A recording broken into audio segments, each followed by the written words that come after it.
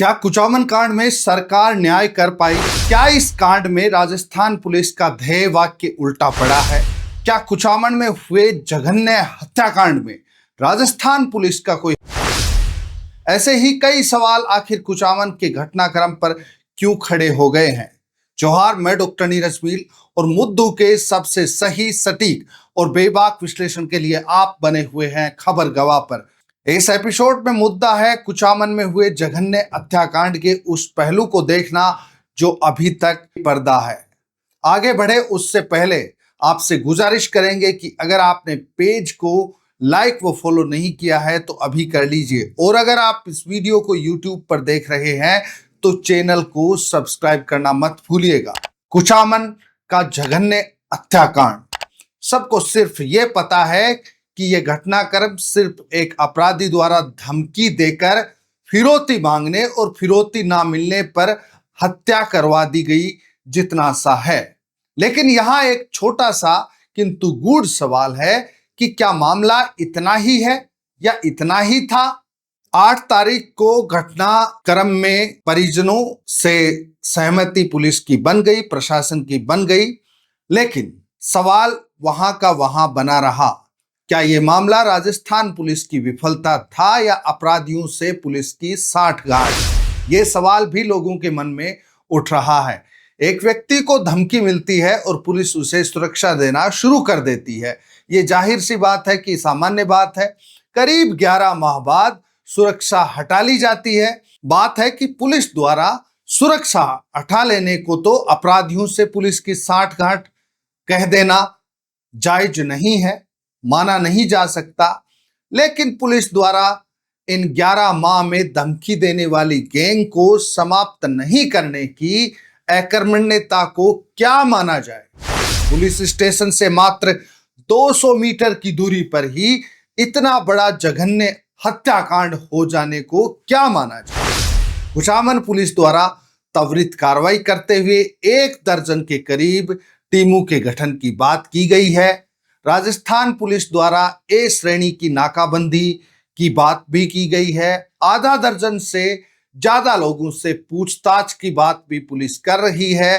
Police को घटना में काम में लिए गए वेपन्स यानी कि पिस्टल्स जयपुर के पास एक जगह पर मिले हैं, नजदीक मिलने की बात भी है, और साथ में आधार कार्ड जैसी बायोमेट्रिक सूचनाएं सभी लोगों की सरकार के पास होना बताया गया है। लेकिन इन सब के बावजूद पुलिस द्वारा खाली हाथ रहने को क्या माना जाए?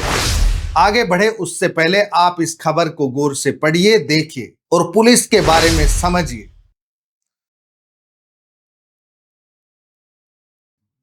मेरे हिसाब से अब स्थिति थोड़ी और ज्यादा क्लियर आई होगी। आपने नजदीक से देखा होगा और पुलिस की कार्यशैली को भी गौर से देखा है। हत्या के बाद इस प्रकरण में पुलिस की कार्रवाई को देखें तो कुचामन शहर के डेप्यूटी एसपी, सर्किल इंस्पेक्टर को हटा दिया गया है। 1 दर्जन से अधिक पुलिस कर्मियों को लाइन हाजिर करने की बात भी की गई है। अब आप ही बताइए, क्या इन पुलिस कार्मिकों का दोष है जिनको हटाया गया? अगर हां, तो क्या ये अपराधियों के साठगांठ का प्रमाण नहीं है? अगर साठगांठ नहीं है तो इन्हें हटाया क्यों गया?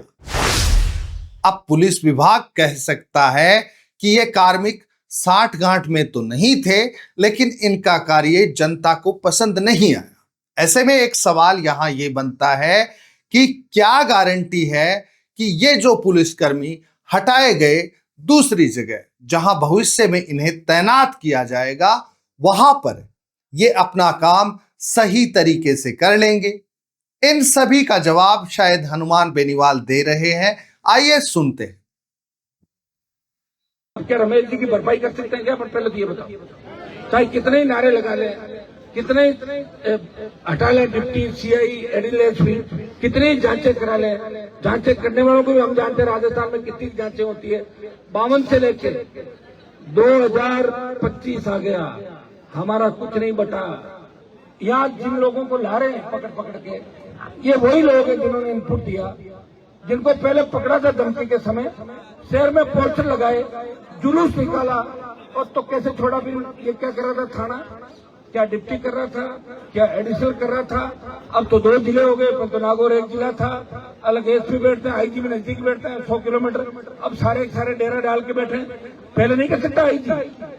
पहले एसओजी के एडीजी कहाँ गए थे? सबके फोन टैप करते हो आप लोग, हमारे फोन टैप करते हो तो ध्यान रखते, कहीं न कहीं बात आ जाती और पकड़ लेते। पहले भी हमारा एक आदमी फिर जान से हाथ धो बैठा। उम्मीद है आपने गौर से सुना होगा। अब यहां एक सवाल ये उठता है कि अगर पुलिस के पास ऐसा मैकेनिज्म नहीं है जिससे वो गैंगस्टर के पास पहुंच बना सके, तो फिर पुलिस क्यों है? क्या नेताओं को सुरक्षा देने के लिए है? क्या किसानों के खेतों में लाइन बिछाने के काम के लिए, किसानों को डराने के लिए है? मामले में क्या कुछ पुलिस अधिकारियों को इस जघन्य हत्याकांड के बाद सिर्फ वहां से हटा देने से या अधिकारियों के छुट्टी से वापस आ जाने से अधिकारियों से ही न्याय मिल गया है? तो एक बार नागौर में ही पिछले दिनों एक घटना घटित हुई थी, उस घटना की ये खबर पढ़ लीजिए।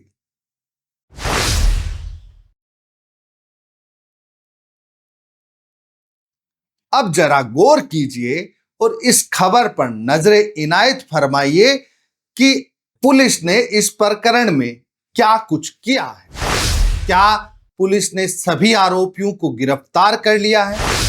क्या पुलिस कोई कार्रवाई नहीं कर रही है या कोई कार्रवाई कर रही है? पुलिस को और अधिक समझने के लिए एक बार आप इस खबर पर भी नजर डालिए।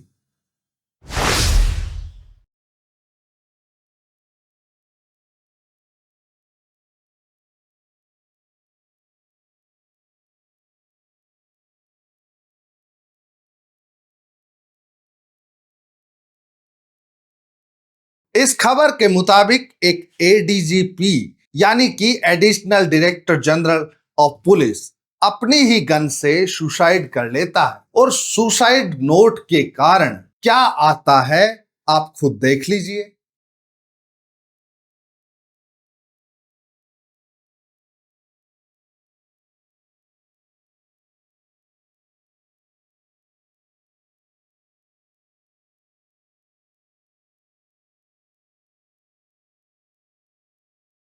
आमजन कितनी भोली होती है, हम इस पर बात नहीं करेंगे, आगे बढ़ते हैं। देखिए इस खबर को, इसमें एडीजीपी की पत्नी जो खुद आईएएस है, जो सीएम से याचना कर रही है अदद एक एफआईआर के लिए। खैर इस मामले को हम बाद में बात करेंगे, लेकिन यहां दिखाने का आशय आप शायद समझ ही चुके हैं। लिहाजा पूरे प्रकरण में कितना न्याय मिला है और कितना बाकी रहा है, ये आप आसानी से तय कर सकते हैं।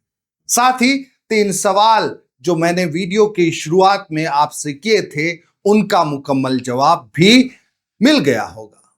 इस एपिसोड में इतना ही, लेकिन जनता के मुद्दों पर खबर गवाह का उलगुलान जारी रहेगा। दीजिए इजाजत, जोहार।